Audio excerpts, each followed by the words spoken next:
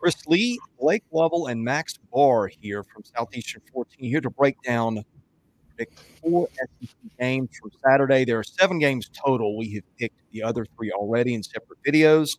Today, we're going to be discussing Mississippi State's trip to South Carolina, Georgia's trip to Missouri, Alabama's trip to Nashville to play Vanderbilt, and LSU and Texas A&M. Before we start, a reminder, these predictions are sponsored by BetOnline. With NFL playoffs right around the corner and NBA season in full swing, BetOnline has you covered with all the up-to-second odds, news, and scores. With additional odds, lines, trends, and info on both desktop and mobile, you can access the world's best wagering information anytime.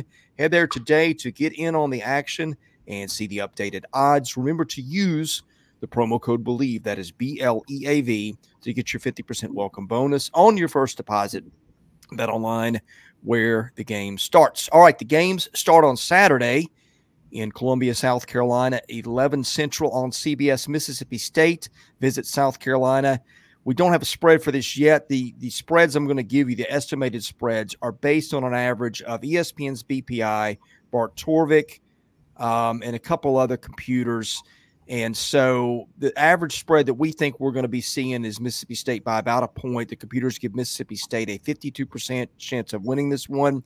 Guys, South Carolina's been unbeaten. The schedule hasn't been the most challenging.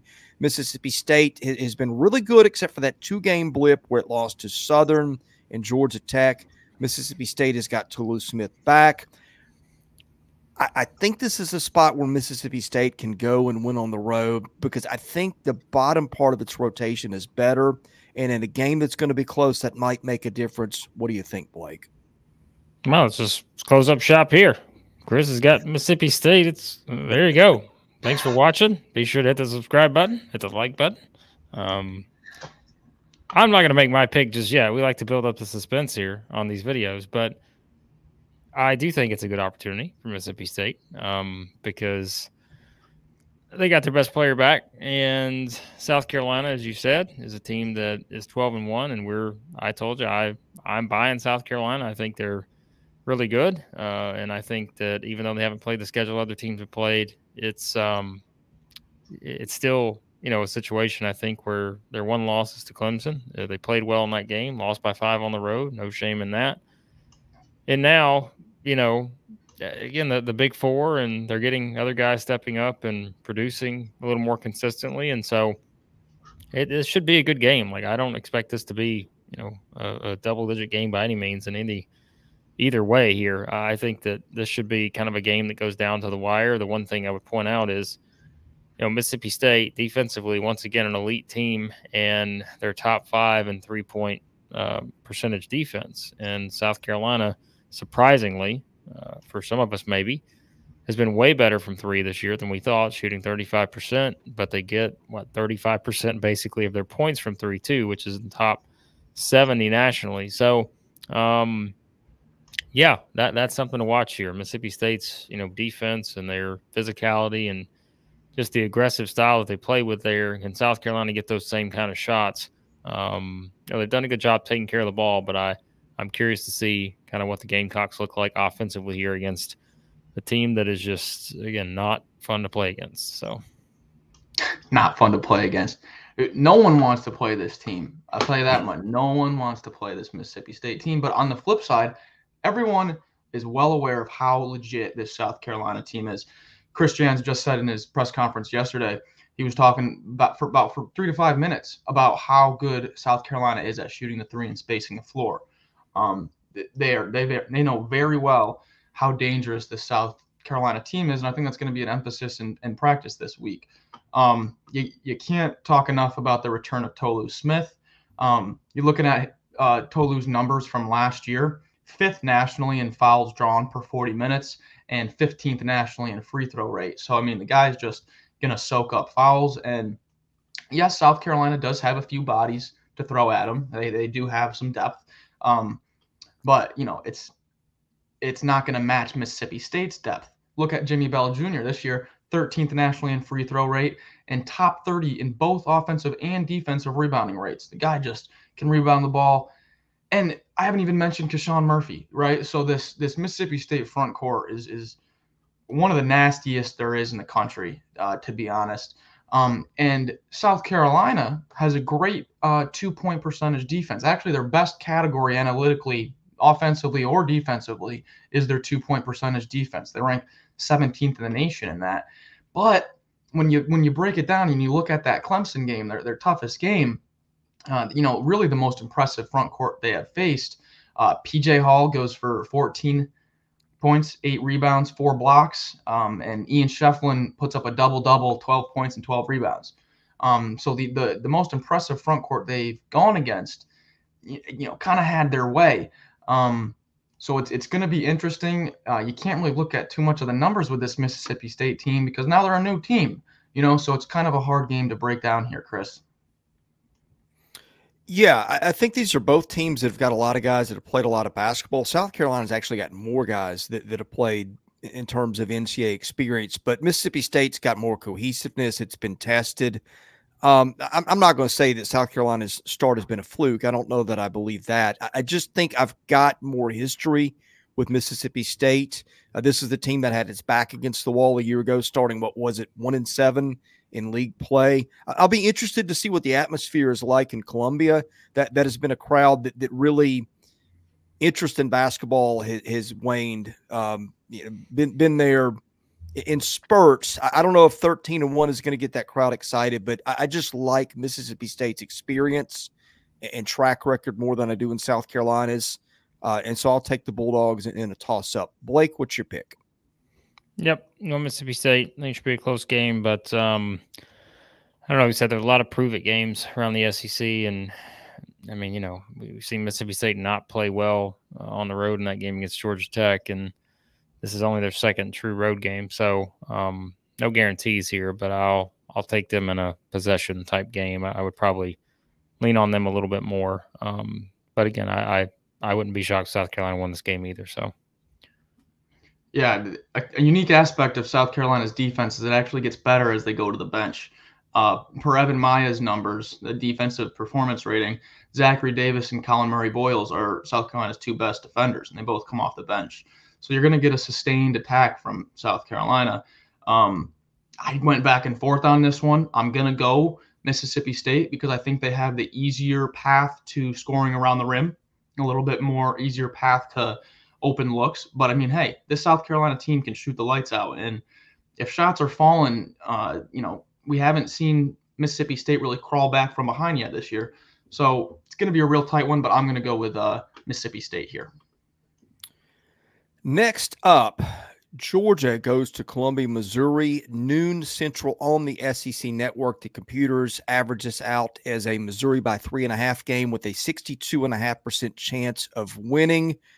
Georgia has won, 8 in a row, Max? Missouri has not played great of late as the schedule's gotten tougher. This is an interesting spot for Georgia here. Very interesting.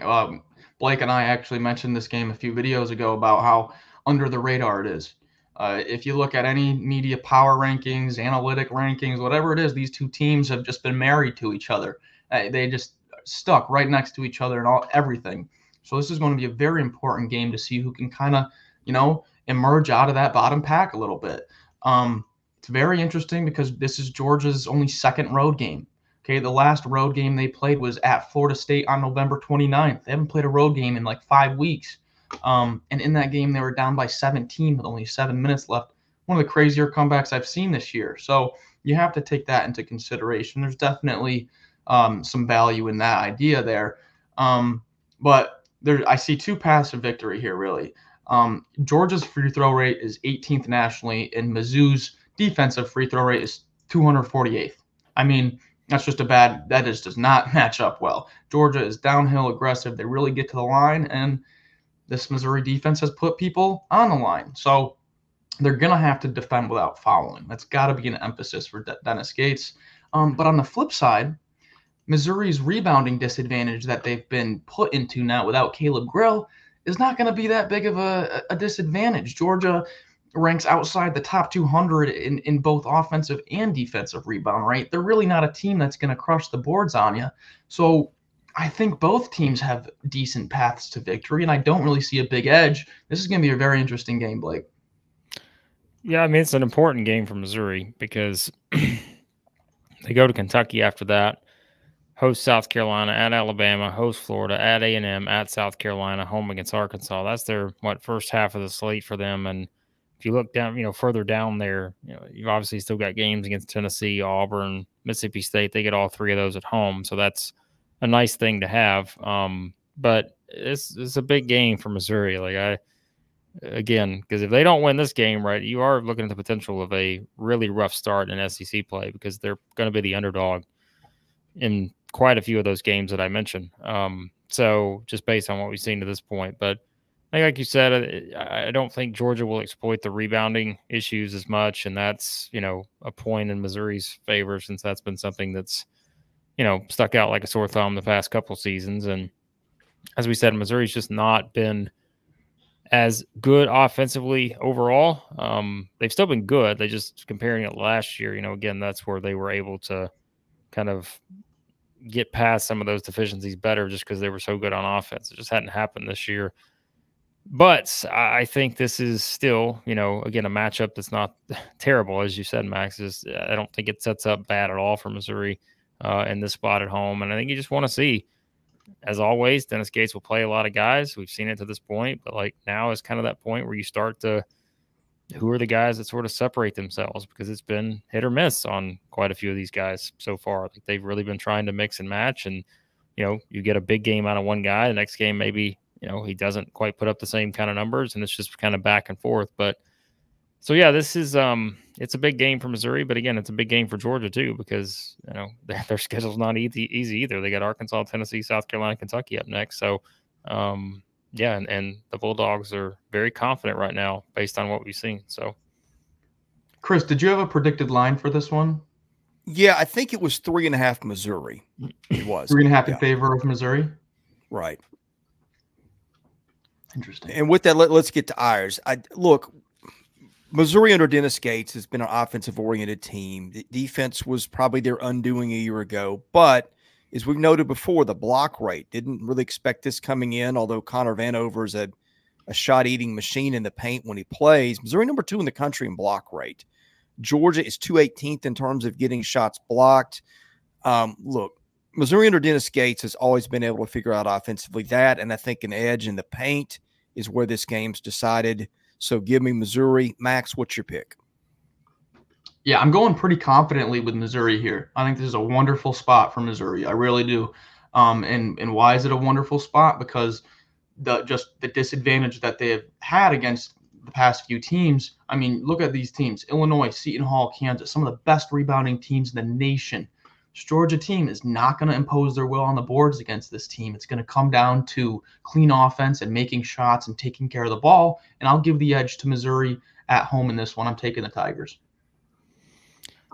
Probably no surprise here. I'm going to take the Tigers as well. Dennis Gates, head coach, Missouri Tigers. Like Max said, Georgia's played one true road game, and they needed a 1 time out of 10 scenario to come back from 17 down with 6 minutes to go and beat Florida State, which is an average team. So I'm kind of leaning on that right now. Just, teams that go on the road early in conference play, I just feel like it's easy to sort of bet against those teams, that haven't been challenged a lot away from home.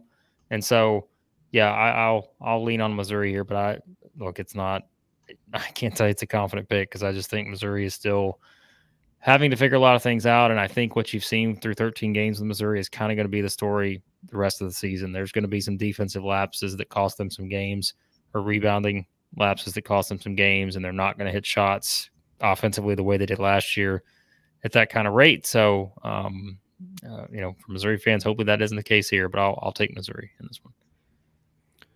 Next up, 2:30 Central in Blake and I's hometown of Nashville.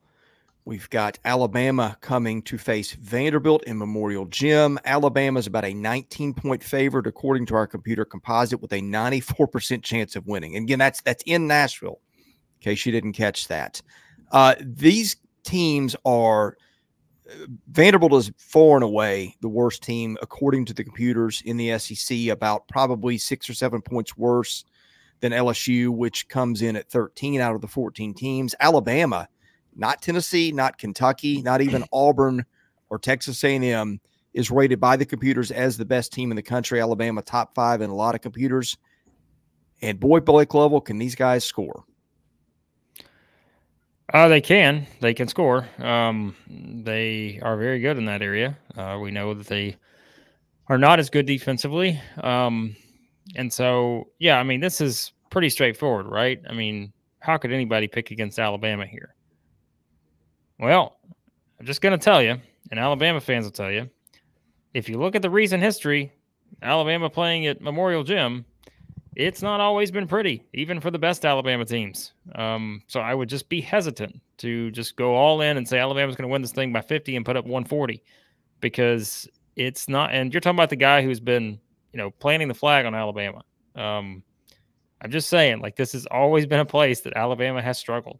Like, they have not had a lot of fun in that gym and have not put up the kind of performances you would think they would, even having the better team in recent years.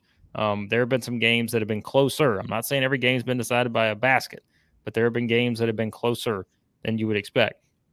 Go back to 2019, right? This is still in the Avery Johnson era. But, Alabama wins at Vanderbilt by 10. All right, so they win by 10 there. Let's start the Nate Oates era the following season. They win by 15 there. They score 77.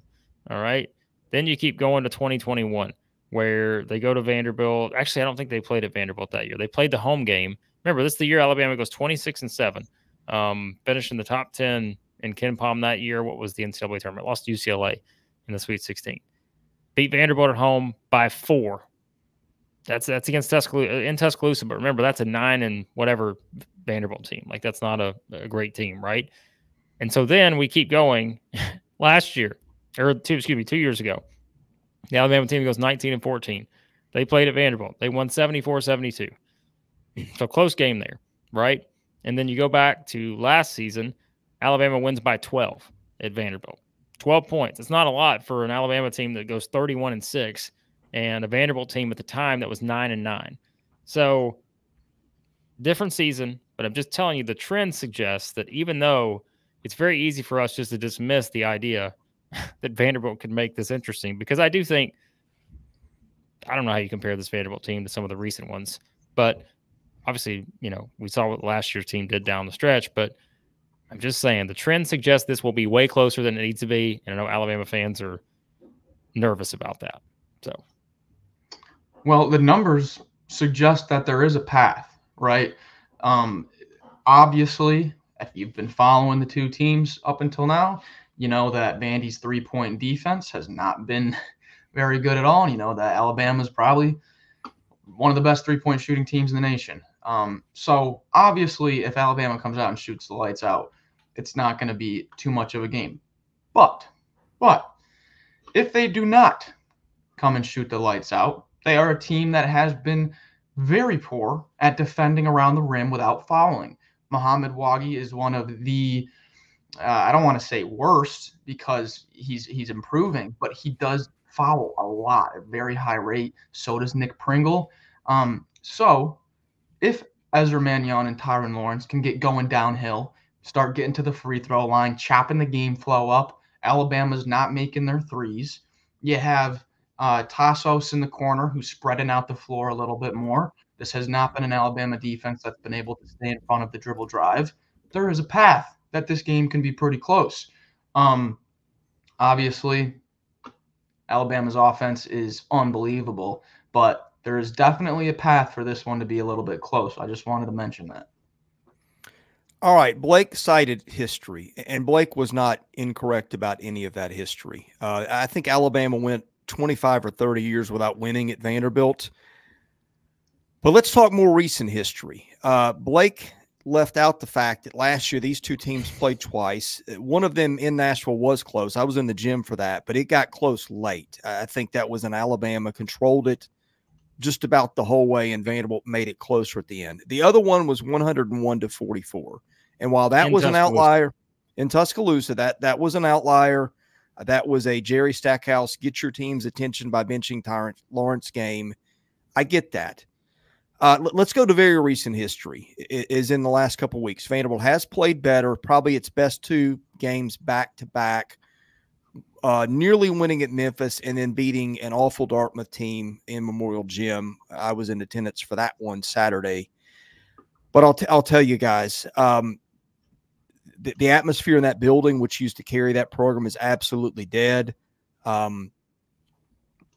I just think this is an awful matchup for Vanderbilt. Vanderbilt has got has kind of a history of playing teams close. You look at Jerry Stackhouse's teams; they're not losing a lot of games by 25 and 30 points.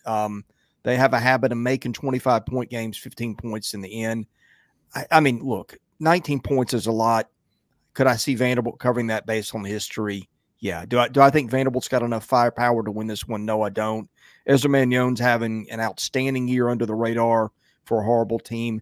I just don't think Vanderbilt has got enough firepower when it goes to its bench to win this one. And I think the difference when you get past guys 3 and 4 on this team is stark. And I will pick Alabama without hesitation in this one. Blake? I mean, look, I don't think any of us disagree that we're going to pick against Alabama here. I am just pointing out the trend suggests whether Alabama was in control of the game last year or not, that Vanderbilt was up with 5 minutes in the first half against the future number one seed. I know it's a different Vanderbilt team. I'm just pointing out we need stuff to talk about here. We don't have a lot to talk about in this game, so we're trying to find stuff. Like, I am just telling you, if you're trying to circle something to say why should this be closer than we think it should be, there is plenty of recent history to suggest that this will be a game that is decided way closer than people think. Yeah. 78-76, 74-72, 77-62, 77-67, 76-75, 71-63, 73-66, 58-54, 81-77, 79-74. I can keep going here. Like, those are all the score lines of the past however many games I just rattled off at Memorial Gym between Alabama and Vanderbilt. So I get it. I'm just trying to give the bettors out there, if it's 19.5, 20 something, whatever the spread is. Look, I probably wouldn't bet it because I'd be like, Alabama comes out and hit eight threes earlier and they may win this thing by 50. But I'm just trying to find a talking point here. I'm going to pick the Crimson Tide in this game. My Alabama Crimson Tide. Boy, that's going to make some Auburn fans happy. I know. But yeah, I mean, you can't pick Vanderbilt in this spot.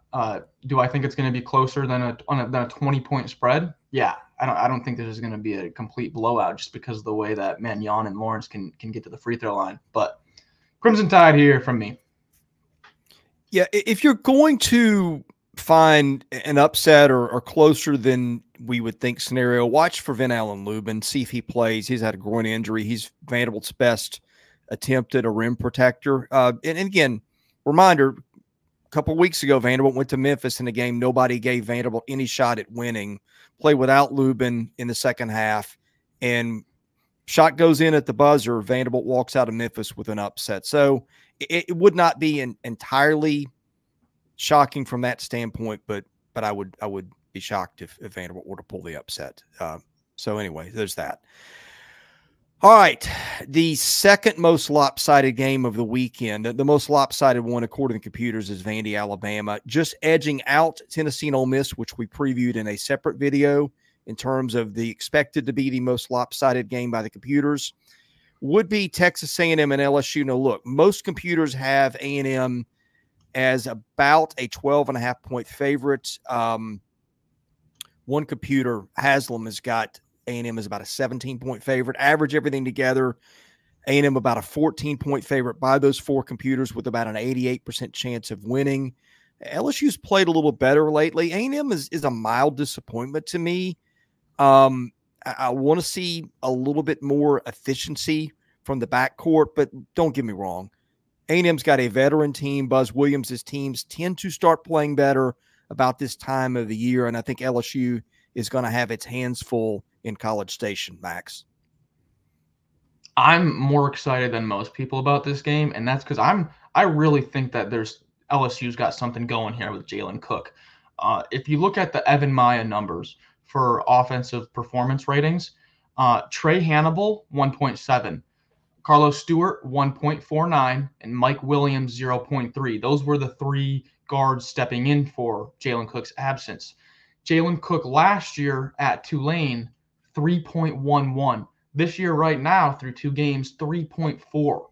That is a massive offensive efficiency difference. Jalen Cook on the floor opposed to Jalen Cook off the floor. So LSU's got some momentum just in that, knowing you got Jalen Cook on the floor. They do have a few injuries. Tyrell Ward and Jalen Reed were both sick last week. I expect them to play, but Milani Wilkerson's got a hip injury. I'm not sure if he'll play or not. Could come to affect the depth a little bit.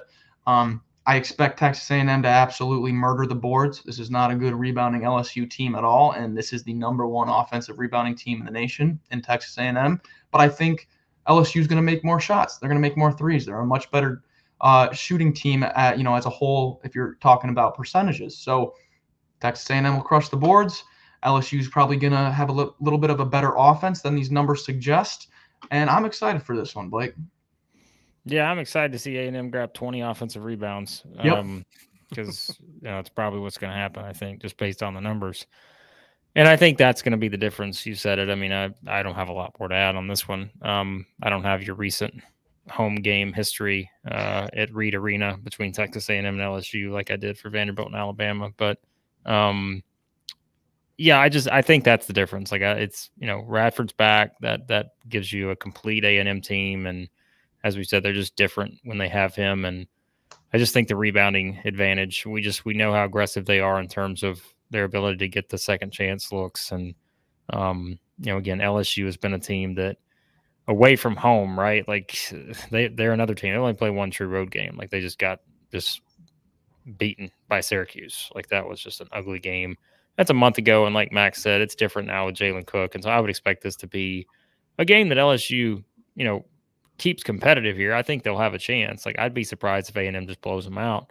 But I look at the complete nature of this A&M team, and they've not quite been what we thought they'd be, maybe defensively just yet. But I don't know. I mean, I still think they're going to be fine in this matchup against an LSU team that, even with Jalen Cook, I think there are still some issues offensively, as we said, is just seeing how many guys can step up and score consistently. I don't know if they have a lot of those right now. And so, these are typically the kind of games that, you see Buzz Williams put a game plan together and they just come out and sort of just dissect their opponents and make them play the way they want to. I feel like that's kind of the same scenario here against an LSU team that really has not been, again, they've not fared well in games against elite competition to this point.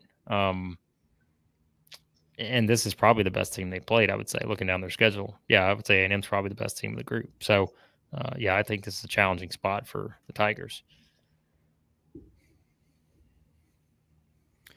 Picks, gentlemen. I'm going to take Texas A&M without a lot of thought to it. The computer suggests this will be a lopsided game. LSU's played better lately, but again, I point to history and Buzz Williams and what he has done as the calendar turns to January. I think this is a very good team. Again, people know that was my preseason pick to win the league. I see no reason not to take LSU in this game. Blake, your turn.